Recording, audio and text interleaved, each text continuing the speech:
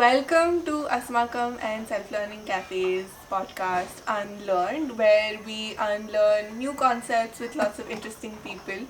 Um, Today we have with us Arpit and Sakshi. Arpit and Sakshi are both graduated from IIT and they worked in Bangalore in fintech for a long time. And that's sort of when their journey sort of changed, did like a complete 180-degree turn where they sort of took a sabbatical and started traveling and then ended up doing exploring farming, which is what they've been doing for the past few years in this uh, in this town called Badnagar, 2 hours away from Indore, where they've been exploring farming and permaculture for the last 3 years. So I won't say much. I'll let them introduce themselves, and we'll take this conversation forward. Yeah, so like we just like to hear more from like you guys. What sort of changed, or what prompted you to sort of make this shift from working in corporate to now farming. First of all, yeah, so as you said, we have a small farm Hmm. which is like 2 hours distance from Indore. And the journey was like quite gradual of moving from the big company or corporate world and Hmm. Bangalore to the farm. Hmm. So essentially, we were fond of traveling a lot, and I think it's important कि whatever हमारी जो इच्छा होती है given present times when people are quite free and they can explore, that we land up like that we give ourselves the chance to explore that and do it. So when we were in Bangalore, we used to think कि sometime we'll take a sabbatical and then go for a break and then just travel. But one day it dawned upon us that why someday maybe a sabbatical can be done like right away. And that was the point when we went to South America and we spent like 8 months over there traveling, backpacking, and that was like the first phase of slowing down our life and slowing down our pace of travel as well, which I think we'll talk more about in the podcast. And then we realized, like, when we had time at hand to connect deeper to ourselves, we realized that how much we love to be with nature, and how important for us it is to not just consume nature as like travelers, but also start giving back and do something for it. And that Right. was like the main turning point, which then one after the other led us towards this thing. Yeah. Would you like to add? Yeah, so we traveled as Sakshi said, and a lot of things change when you move from that typical job setup to more of a slowing down, trying to Right. be more aware of yourself, Right. what you really like. Hmm. And once we came back, because travel was a finite thing as we had discussed, once we came back, we just didn't want to go back to things as they were. तो फिर changes सोचने लगे कि like अब क्या change करना है life में. There were few interest but we were very unsure about what next. तो travel was more of just the ground work for a transition. We didn't know what the transition was. तो उसके लिए we basically took some time, and rather than jumping into something straight, we said we'll continue to explore a little bit, but with more kind of more focus on certain things which we felt closely towards. तो हमने वहीं से farming का start हुआ. So we had never done any kind of farming or any work with earth or soil in the past. So we did brand like Bilkul Fresh. So we went to this place called Auroville in South India, and that seemed like a hub of things which seemed to be relevant for us at that point. तो हमने कहा कि let's take some time, वहाँ जाते हैं, again live there, not again like travelers or visitors. We would just stay there, be there for a while, try to learn things from people, meet like-minded people. क्योंकि कभी-कभी that's how you actually discover yourself. It's hard to do that when you're sitting in a room. Right. It's only when you're out in the open. So that's what really happened. We initially thought हम 1-2 महीने जाएंगे, but it ended up being like again a good long period of our lives, and that helped us shape a lot of our kind of worldviews and what we really want and what we want to do next. So transitioning from that, we decided to come back to our roots closer to North India, where both our families belong from. Or that's where we end up in Badnagar, as you mentioned. Yeah. So we explored a bunch of places where we would want to kind of buy a piece of land and kind of work with the land, and we are right now in the center heart of the country. And it's a small town, not even a district, just like small population, and we have our land close enough to where we live. Right.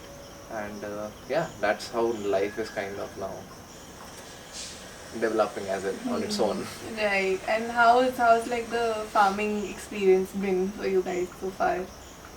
It's been a good learning experience actually. So farming, the way we think of it, it's more of a lifestyle, not really. Usually when we talk about farming or agriculture, it's a profession, right? It's what you Right. do. But for us, I think it is also very fundamental to how we live, right? Being a farmer is more about actually changing a lot of aspects of your daily life Right.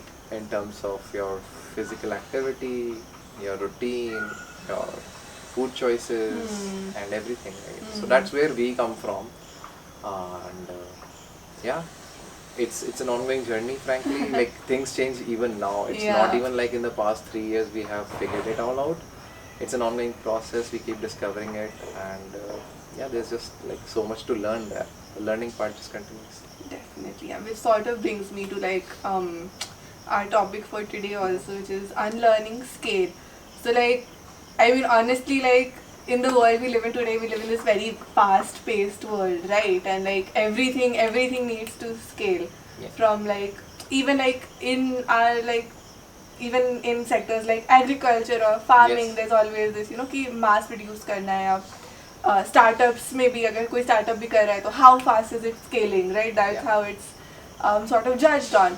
So I also wanted to ask you guys, like how has your understanding of scale sort of changed from like going from like a corporate thing where like scale is like, the do all be all thing, right? You need to work, you need to be productive, Yeah. and you need to, earn this much. Super and efficient, super right, about efficient, everything. right? Yeah. And then now living a very slow life. Yeah. So how has that like understanding of scale changed for you? Yeah, so like a little bit continuing from what Arpit was also talking about, right? Like the farm life is very different in this respect also. Coming from a city life is that city life is a lot centered around the mind, and therefore when you land up thinking from that space, then it's all about like one direction where Right. you need to grow and you need to scale up, and there are certain dimensions in which by which everything is measured, Right. and then you want to kind of scale up in those dimensions. Whereas when it comes to working with the soil and with the land, it is by its own essence also in like multi-dimensional, because you start feeling the things, and when you're working with your hands, even if like when we don't go to the farm, like let's say for a day or something, then it's not just like you start missing it from here, but like as a whole you start missing it because you're used to doing that work, and your senses from smell to taste, everything kind of develops with it. But at the same time, that particular process, which is that nature has its own pace, Right. and when that becomes like so important to you, you have to kind of also surrender to it to some extent, that you have to take in and accept the pace at which things want to change. Right. Definitely. And that's also a very important part of how we want to do the farming, which is that we want to do it like in a natural and an organic style. And even when we talk about farming, then these days there is this thing that we want, if we want the things to be at this scale or at that speed, then we try to put in like chemicals and those things into the farm. Right. Yeah. But if you choose not to do that, then you have to give time for the ecosystem to develop, for the soil to Right. change, for it to become more healthier, so as to be starting producing the food. and that has the main understanding being like about the change which is coming from the city and how different this is and how it has brought about that understanding of unlearning the scale. Yeah. I guess one very related point here is that of connections, which is very much rephrasing what Sakshi was saying in some sense. Like I remember my job days when it was all actually about like scaling. I've worked in startups, I've worked in big companies, and if you're not really scaling something, then pretty much it is meaningless in general, right? That's kind of the norm, and I get where it is coming from. The thing as an individual, what you do not realize when you get just like crazy focused on scale is there is this whole aspect of quality and connections. Right. In terms of work, in terms of your life, it's a very general thing. So when it comes to farming, like you could be doing it over a very big piece of land, Right. in some or the other, using some or the other methodology. But if you're not really connected, I think you won't really learn. Like this is something actually going a little off topic. A lot of my friends used to ask me, how can something like farming be mentally stimulating? Right. And even I had that doubt myself because I was not sure. Coming from the mindset that something is either is of importance only when it is like super efficient and hence like amenable to scale. तो हमेशा वो लगता था कि farming will become very tedious or boring after a while. What are you doing, right? Just आपको पता है क्या करना है and you're doing it. Whereas it is not so. And the reason it is not so is when you actually develop those connections. Right. You have to open up your senses, become more aware, and if you can let go of some of your, and that's where the unlearning part comes, right? If you can let go of your biases with which you've come, of being super productive or like fast, then those connections automatically happen because I think that's how it is inherent in us, in nature, any kind of living being, and that's where the joy comes from also, because those connections make us feel very fulfilling and satisfied, whereas scale becomes pretty much like a race for its own cause. True. Like there's no end to scale, right? Because you can just make anything go infinite. When it is, whether you're talking about food yield per acre or whether you're talking about the money you're making in a startup or anything, right? There's no end to numbers, but connections have their own meaning, and that's something that has been a very steep learning for us personally. So like adding to this point also, like I also want to like also have a conversation sort of around how we can see scale also differently, because I think right now the way we see scale is like we want to reach as many people as possible, or make as much money as possible, or you grow as like अगर एक कोई crop grow कर रहे हैं तो like जितनी grow कर सकते उतनी grow कर रहे हैं, right? Agriculture में भी अभी most farms are like one crop or two crop farms, right? Where the emphasis is on like Numbers. Numbers. So I also wanted to like talk about, I don't know how you guys see this, but like also scale in the sense ki not just like this horizontal way that we look at scale, but also like you were talking about, making connections. So also that like scaling for or like impact, what we call impact. So also that thing ki, how we can also scale inwards in a sense, or like in a vertical sense where maybe we're not reaching as many people as possible, or yielding as much number of crops as possible, but also how can that be a different thing, how can we reach the people we're reaching in a more deeper way? Definitely. I think one part before Sakshi kicks in is, I think we also have narrowed down our definition of impact only in terms of mostly money in today's world, but if not money, just pure numbers, right? We talk about somebody makes an app and the whole question is like how many downloads you have, right? Or how many pages you have. What you are not getting to is the more subtle aspects of the change, or like how it is affecting the day to day, or the kind of psychological being also. I think that is important. So that's a thing we as a society, we as a we have to do, right? We have to actually do more of that and come up with more better ways to actually define it instead of just being blindsided by numbers. Right, definitely. And then like also adding to this, like another question that I just wanted to throw out there is, like the scale that we see today, it comes at this cost, right? If we're scaling for money or scaling for numbers, it comes at a cost. It comes at a cost to the environment. It comes at a cost to, you know, our relationships with each other or our mental health. Yeah. So, what are also some things that you think should be scaled?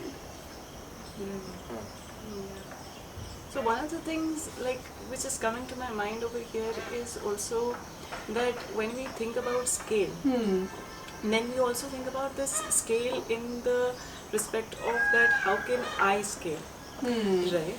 And therefore it has a parallel impact maybe on the environment or the things that we ignore because it is sort of a competition, Right. which is maybe not the competition. It can be a competition with other people. It can be a competition with the other maybe beings on the planet, because when you just scale for yourself, maybe you're impacting the environment. Where even as a species, let's say we humans become more strong, and then you know the other species have to bear for that, like from a very environment consciousness point of view. So the thing that comes as an answer to that is also that if we look at it differently and if we want to scale up our efforts in the direction of cooperation, Right. which is that how we can cooperate better with the or build in a way that we can cooperate better with the other beings or maybe with the people who are like you know with whom we are interacting. And like going from there, one of the things which comes is that just as an example, like you were talking about that how the impact is more maybe, right? So one of the things which we have noticed is that as compared to when we were in Bangalore, we used to meet a lot of people, but the depth of the connections even with the people or the time that we could give to them or spend with them used to be lesser. Right. As compared to what happens now over here is that maybe we meet our near and dear ones less often, maybe once in 5-6 months that some friends would make the effort and they would just come and drop by. But when they spend like 2-3 days with us, there is a lot of time on the farm for us to be connecting with them and to giving to each other. Right. So the impact and that connection is much deeper, right? And with that depth basically also there is a certain kind of scale that comes. And when you're able to impact even people in that way, then there can be way ahead, which is something we want to embark upon but not done so much like until now, which is that how even other people who want to kind of go into the same direction, what all we can provide and cooperate with them, right? So with that cooperation also a scale can come in. So that's one perspective. Definitely, yeah.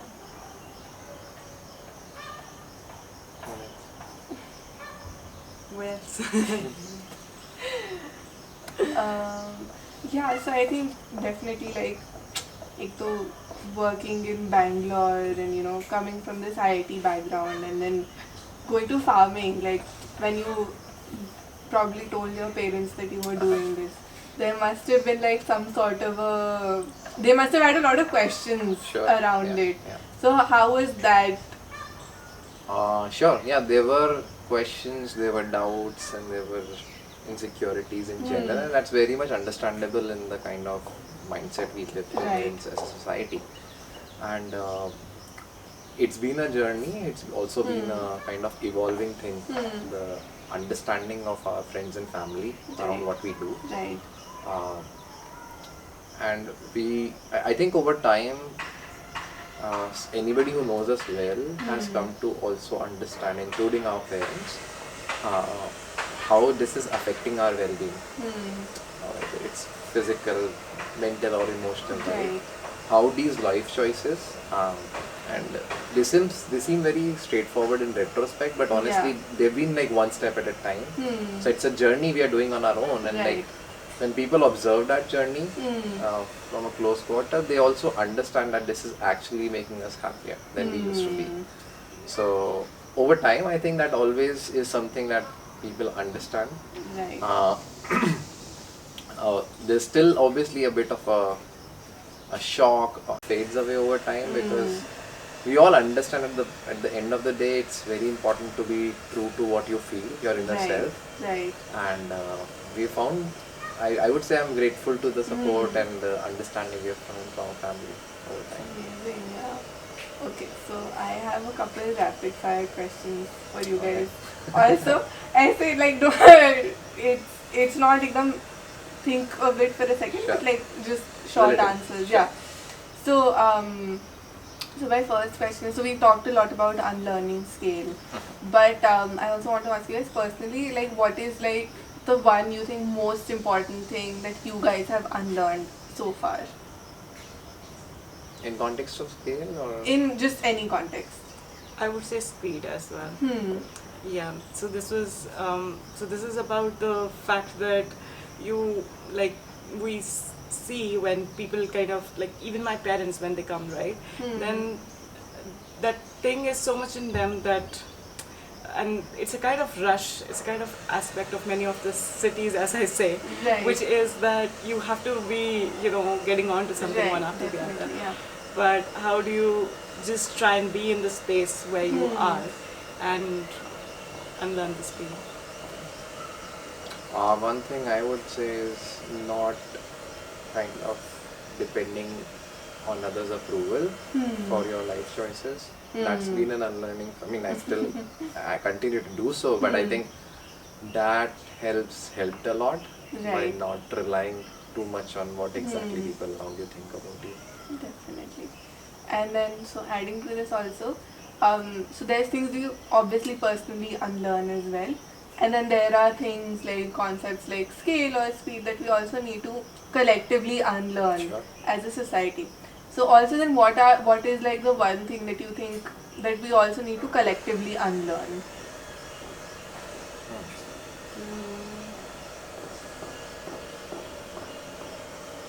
I would say collectively unlearn, maybe just like a little bit repeating myself, but competition, like to some extent, because that's the point. Like a Right, lot of our learning system, education is kind of stemmed around that, and and I would not say basically just by observing nature and being a close observer of it that the nature is all about cooperation. Right, Nature is like a balance, it's a mix between competition and cooperation, but then there is a fine balance between it. There is like somewhere a balance, and I think as a society we have like overstressed on competition. Yeah. Another thing I would add is because a lot of our formative years we go through the schooling system, right? And I think one of the things that I personally found was missing there, and I wish I could have, if I could go back in time, change that, is just developing a better understanding of why we learn something, right, in Right. school. Like Definitely. we learn a lot of things, no doubt about that. But I think that learning happens at a relatively superficial level. Right. If you don't know how it relates to your existence, your environment. When by environment, I don't mean only plants and animals. I mean society, right? Like Right. how it affects people around Yeah. you.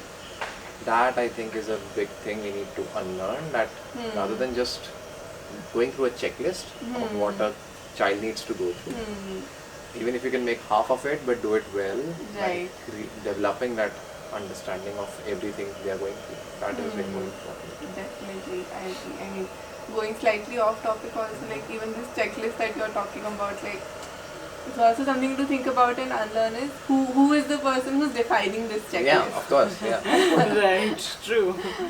Which I think in the rush of things we these are the very basic questions we sometimes to miss ask, even yeah. to ask. Yeah. Definitely. And so also adding on to this, like you sort of answered my next question a bit, is like what would you wish, like now knowing everything you know, what is one thing that you wish like you would have experienced or like would have happened in your school going back in time? Mm. I wish there was just like more of room for the child to express themselves, if I can say so. as opposed to again that checklist, right? Like we Right. go with the checklist mechanism, we expect that everybody has to go through that. As what I think is like every plant in nature, like every seed emerges and has its own journey, Right. and the in a healthy atmosphere, it will have the room to do so. Right. Not every Definitely. tree becomes same, and so is every child, right? They're not same, so we have to kind of express ourselves differently, and there should be kind of room and kind of there should be motivation and a system and space to do Right. so. I feel from our learning Right. ability. It actually like brings you back to this really beautiful story that I read. It was called The Story of the Three Sisters. So it was basically about so indigenous people, Native American people, they would plant usually like so 3 crops: squash, corn, and I think one Beans. crop. Yes, beans. Ha. So it was about like how these 3 sisters, like they grow at their different paces, Yeah. right?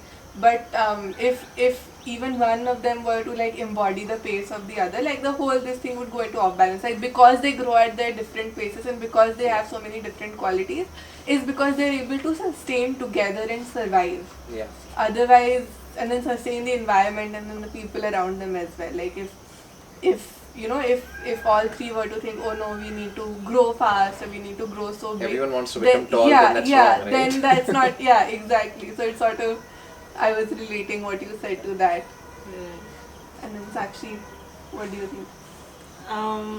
I like a little bit on the similar lines, but just like a small thing that I think that if the curriculum of the school was like a bit different, where I could or anybody could just like give more time to the thing which they want to give to, like if it was, and like I am someone who, when I got the chance to graduate out of the college, the first thing I started giving more time to was like dance and movement. So I realized that I was just like missing that a lot. So I wish Right. that when I was in my school, then if rather than having one period of movement and all the rest being just in my like chair in the school, Right. rather than sitting, if I could give more time to that, like since then. So yeah, that's one thing. So, what is like, so my last question for the day is, what is like one piece of advice or like message that you would give to youth today?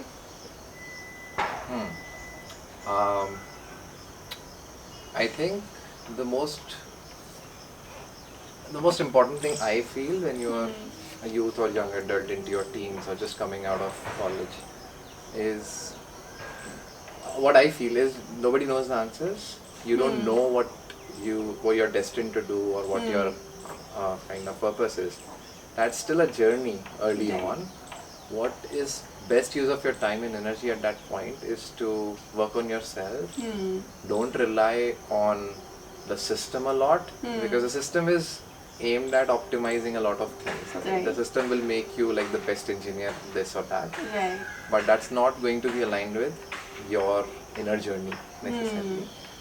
So उस time पे the best thing you can do is like do things which you have a calling for. They may not again be your ultimate destination, but वो चीज़ें आपका self confidence बढ़ाएंगी. They will basically make you more secure about yourself and give you the right mental tools to maneuver later. Wherever life takes you, I think you will be in a better position to make decisions.